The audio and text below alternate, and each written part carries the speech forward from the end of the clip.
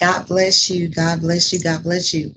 This is Pastor Wonder with Victory Worldwide Ministries. You can tell I like saying that. I believe that because of the resurrection of Christ, we have victory. Who? Worldwide.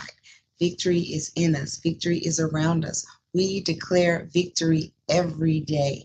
If you woke up, got a pinky up, got a toe going, does not matter.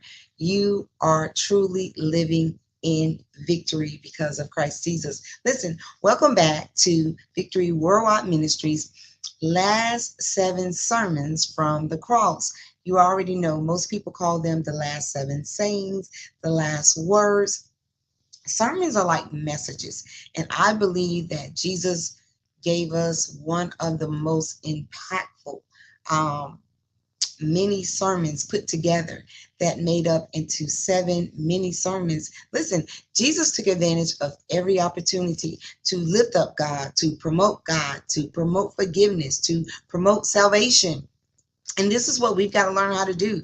What do I do in suffering? Take the advantage, take the opportunity. The crowd, the doubters around you, go ahead and talk about God. Go ahead and lift up Jesus. Let them know I'm going through, but I'm going through. Let them know I'm hurting, but I'm growing. Let them know I feel broken, but God is building me.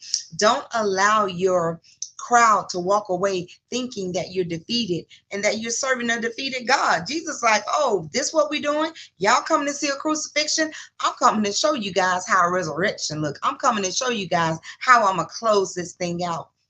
And so we've been talking about the last 7 sermons from the cross.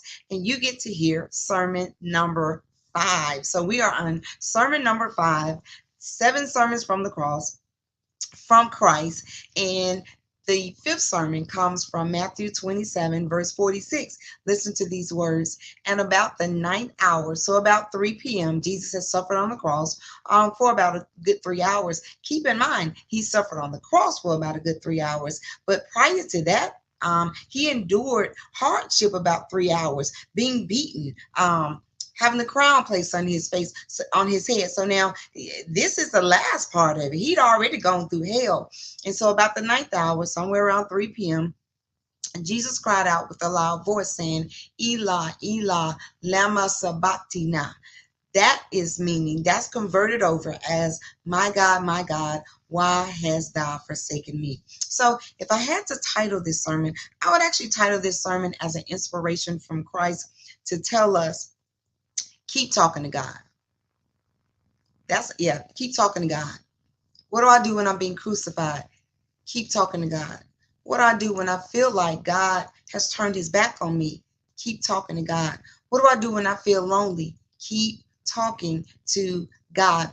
Have you ever seen the shows when somebody is hurt or somebody is injured and they'll tell that person one thing, keep talking to me, stay with me, keep talking to me, because what you're telling them is, I'm still fighting, I still believe in it, I still want to live, I still want to listen. And we've got to realize that there are times that when we feel broken, we always use closed-ended words. Have you thought about that? We always use closed-ended words when we're hurt, when we feel like people that should be on our side are no longer on our side. And we say things like, you never loved me. And we say things like, you're never there for me. And we say things like, you're there for everybody else, but you don't really support me. We use closed-ended words, but we're having the conversation because we're looking for confirmation or justification. We're looking for them to come back and say, I got you. We're seeking for that attention. And guess what? Jesus is in a vulnerable space. It makes a difference when he's in a spiritual zone, but he's also in a earthly body. And in his earthly body, he bleeds just like us. He feels pain just like us. And so in this earthly body, he's enduring an earthly reaction. And us earthlings, us humans, we will do a pity party. We'll do a pity party in a heartbeat, and we will erase everything you've done for us because of that one moment. And in that one moment, he goes Jesus human on us, and he says, "Really, Daddy? I don't feel you. I just told you a few minutes ago, I thirst after you. I just told you, I need to feel you. I just told you, I want your presence. And now I feel like you've turned your back on me, because the word forsaken means abandoned. The word forsaken means you feel like somebody is no longer with you. They just completely dismantled you, or overlooking you. And here it is, Jesus on the cross, and he's saying, Daddy, where are you? I know we agreed to this. I know I've got to go through this, but I thought I was at least going to feel your presence. But in order for Jesus to be able to say, there's nothing you've gone through on earth that I have not gone through myself, he had to experience all of this. And so there are sometimes, even as parents, we have to step back and we have to let our kids go through stuff. We have to step back and we have to let our kids endure stuff. We have to step back and let our kids feel things and maneuver through life. And God knew we had this understanding, we had this agreement. This is your assignment. You can't abandon your assignment. But Jesus, this is something I can't help you with.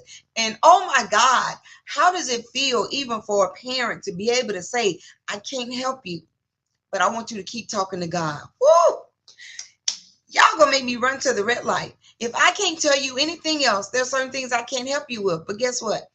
I want you to keep talking to the Father. I want you to keep having a conversation with God. Let me know that you're still fighting. Let me know that you're still in this. God is trying to tell Jesus, I cannot endure this with you. You've got to walk this road by yourself. You've got to feel the pain. You've got to see the enemies. You got to pray and open doors of salvation. And but I can't do it for you. And so this is a point of Jesus' life. Remember, when he got ready to raise up Lazarus, he said, come on, God, let's do this thing. When he got ready to turn water into wine, I know him and God was like, come on, let's do this. But this is the one thing God cannot do for him. And there's going to be times in your life that God is not going to be able to step in. Come on in here, Holy Ghost. God is not going to be able to intervene. God is not going to be able to show up the way you want him to show up.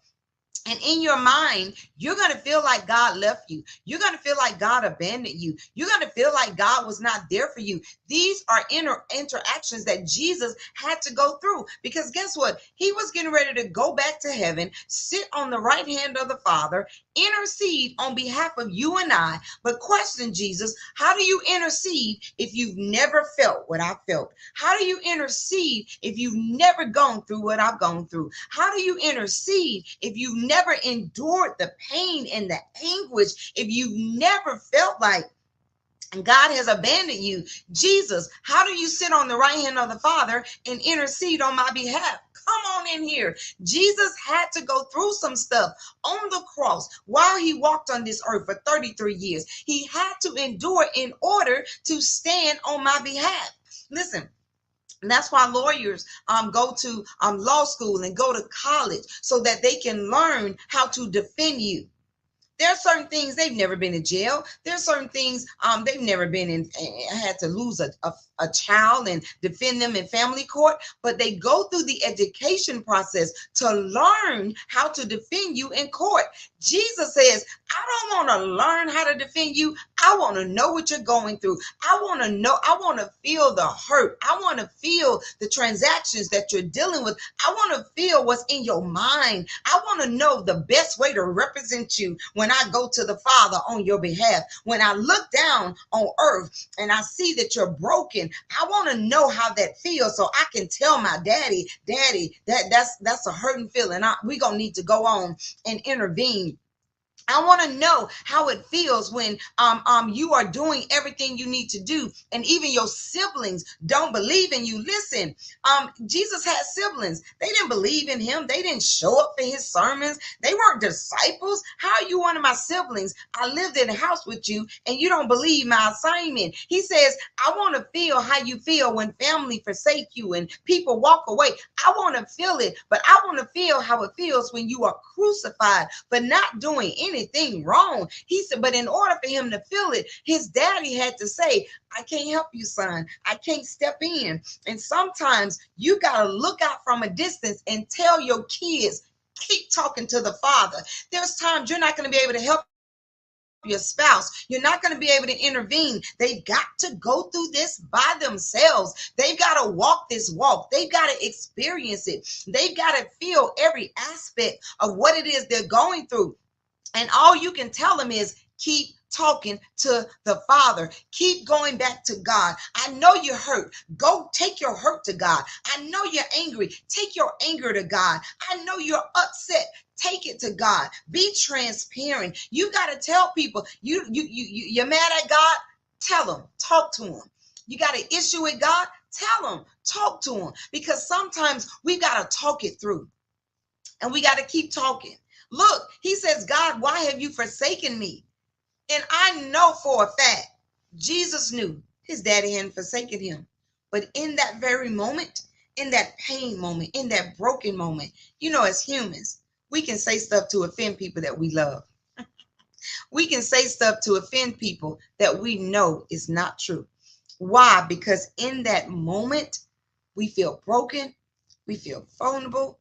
We don't know how to handle our emotions. Listen, Jesus is just as much man as spirituality. And sometimes that flesh and that pain hit, and you don't feel like you have the support of the people that you agreed with to do this. God, we agreed to do this together. God says, but it's only so much we can do together. I can't take away your pain, son. You got to feel every nail. I can't take away your pain, son. You got to feel those crowns in your thorns. I can't take away your pain, son. You're going to have to feel those nails in your feet.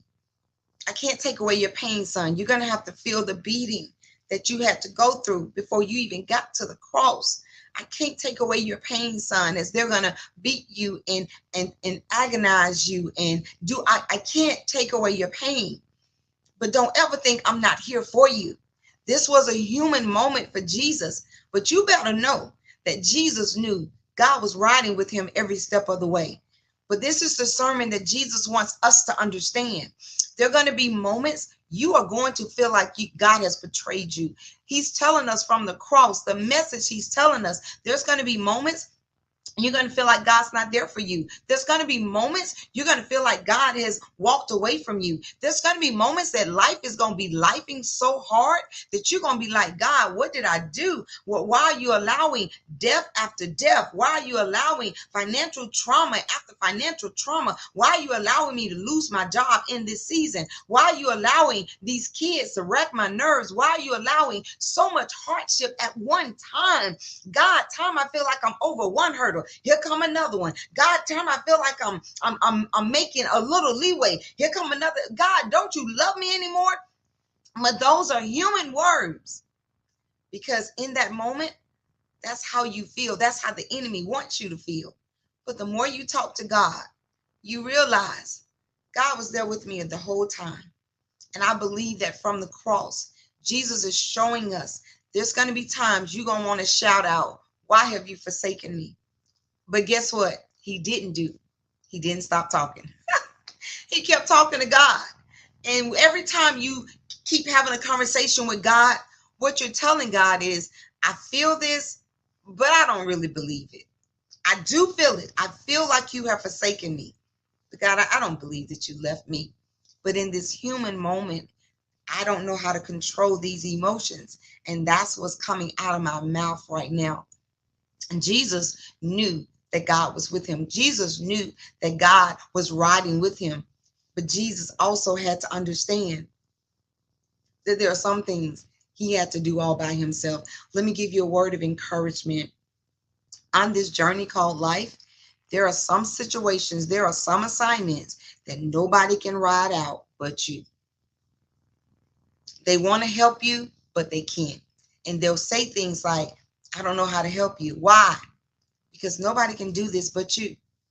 And sometimes your words are backlash. You don't understand me. It's not they don't understand you. God understood the whole assignment. God just could not help him at that moment in order for God to get glory, in order for us to have total salvation, in order for us to be able to live again. Listen, there are times that people intervene It will hinder what you need to learn. It will hinder what you need to grow from. It will hinder what it is God is trying to do for you. And God is trying to pull things out of you, and you're trying to get people to help you buy. I don't want to go through this. Well, if you don't go through it, you don't get the fullness of the blessing of the prize that God has for you. You've got to go through the entire journey. Every time I sign up for the Peachtree Road Race, nobody can run that race with me through the pain, through the aches. They can't finish that journey, because guess what? That nobody can get that prize but me. I got to do it. I got to finish it. And I got to do it the best way I can do it. And there's going to be times I'm going to be like, body, you ain't working for me. But I got to keep going. The word from the cross that I believe Jesus wanted you to hear is keep talking to God. When you feel abandoned, when you feel forsaken, keep talking to God. When you feel like nobody can help you, you're probably right. Keep talking to God. God has a plan. God has a prize, and it's for you, but only you can endure what you're going through. You are so equipped to go through this. You are so equipped to endure this. You are so equipped to make it on the other side. And sometimes if you got to be honest and tell God, I don't like this. I don't like where I am. I don't like where you put me. I don't like this assignment. I don't like not. Take it all to God, but never think that God ain't right there with you.